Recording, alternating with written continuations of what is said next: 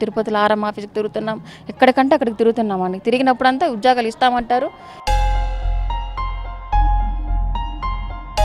మేము ఎన్నిసార్లు తిరిగినా కూడా మమ్మల్ని తిప్పిస్తూనే ఉండారే కానీ మా మాట వినిపించుకోవడం లేదు, మా గోడు పట్టించుకోవడం లేదు వాళ్ళు. మాకు అసలు ఏమి ఇవ్వడం కూడా లేదు. పోయినప్పుడంతా మమ్మల్ని తరుముతా అన్నారు. ఇస్తాము, ఎప్పుడో ఇస్తాము. అసలు ఎందుకులేండి ఎంత హింసిస్తా అన్నారంటే ఆర్టీసీ వాళ్ళు అంత హింసిస్తా అన్నారండి మమ్మల్ని.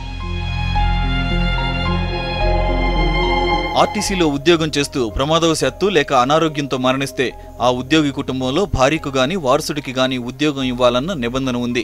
అయితే ఈ నిబంధన విషయంలో ఆర్టీసీ వివక్ష చూపిస్తోంది. ఆడవారు చేసే పోస్టులేవీ లేవంటూ చేతులెత్తేసింది. దాంతో వందల మంది వితంతువులు, తండ్రిని కోల్పోయిన వారి వారసులు పుష్కర కాలంగా ఎదురు చూస్తూనే ఉన్నారు. అయినా ఆర్టీసీ యాజమాన్యం మాత్రం కనికరం లేకుండా వ్యవహరిస్తోంది.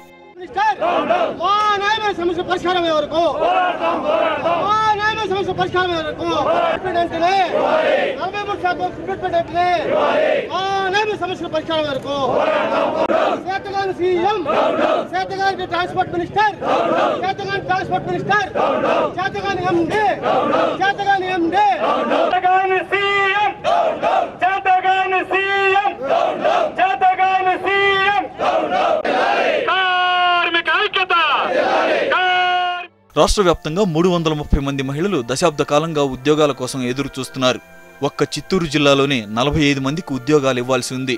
2004 నుంచి జాబ్ కోసం ఎదురు చూస్తోన్న వాళ్లు ఉన్నారు. వితంతు పెన్షన్లతో సమానంగానే తమకు పెన్షన్ వస్తోందని ఎలా బతకాలని ప్రశ్నిస్తున్నారు. చనిపోయిన వాళ్ళ పిల్లలకి ఏజ్లు, హైట్లు ఏమన్నా చూస్తారా అండి? అవంతా చూడకూడదు కదా. అవన్నీ మాకు ఇప్పుడు ఏం చేశారంటే, మీకు ఏజ్ అయిపోయింది, మీరు హైట్ తక్కువ ఉండే వాళ్ళు కూడా కొంతమందికి ఇచ్చినారు. కానీ లంచాలు తీసుకొని కొంతమందికి ఇచ్చినారు, మిగతా వాళ్ళకి ఇవ్వలేదు. ఏజ్ అంటారు, ఏజ్ ఏమన్నా అప్పుడు చనిపోయిన వాళ్ళ భార్యలకు వచ్చి ఏజ్ 35 కన్నా పైనే ఉంటుంది. భర్త 40 ఉంటే 35 భార్యకు ఉంటుంది. ఏజ్ పెడుతున్నారు ఇప్పుడు. కారం నిమ్మకాలంటే ఏజే ఉండకూడదు, వయసులో ఉండకూడదు, కానీ వీళ్ళు ఏజ్ పెడుతున్నారు ఇప్పుడు. మహిళలంటే చీపురు పుల్ల కన్నా సమానంగా చూస్తున్నారు వీళ్ళు.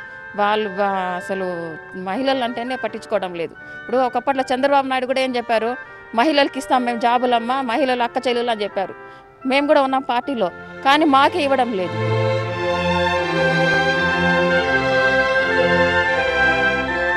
కారుణ్య నియామకాల్లో ఎందుకీ వివక్ష అని ప్రశ్నిస్తోన్న బాధిత మహిళలు ఉద్యోగం ఇచ్చి ట్రైనింగ్ ఇస్తే ఏ పనైనా చేయగలమంటున్నారు. డ్రైవర్గానైనా సత్తా చూపిస్తామంటున్నారు.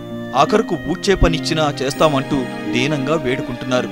ఇస్తాం ఓపికగా ఉండండి అనేసి అనేది సమాధానం తప్పితే ఎప్పుడు ఇస్తారు ఏంటి అనేది కూడా రావడం లేదు. మా పిల్లలు మేము చాలా దారుణమైన పరిస్థితిలో ఉన్నాము. మా పిల్లలు చదువుకోవడానికి కూడా చాలా ఇబ్బందిగా ఉంది. అప్పులు చేసుకొని మేము బ్రతుకుతున్నాము. దయచేసి మాకు సహాయం చేయవలసిందిగా కోరుతున్నాము. కానీ అన్ని డిపార్ట్మెంట్లోనూ, అన్ని ప్రభుత్వ ఆఫీసుల్లోనూ, అన్ని చోట్ల వెంటనే భర్త చనిపోతేనే జాబ్స్ అని ఇస్తున్నారు. కానీ ఈ ఆర్టీసీలో మాత్రం ఎందుకు పెండింగ్ పెట్టేస్తున్నారో మాకు అర్థం కావట్లేదు. దయచేసి మాకు గవర్నమెంట్లో ఉద్యోగాలు ఇవ్వాల్సిందిగా కోరుతున్నాము. అది ఏమి ఇచ్చినా సరే.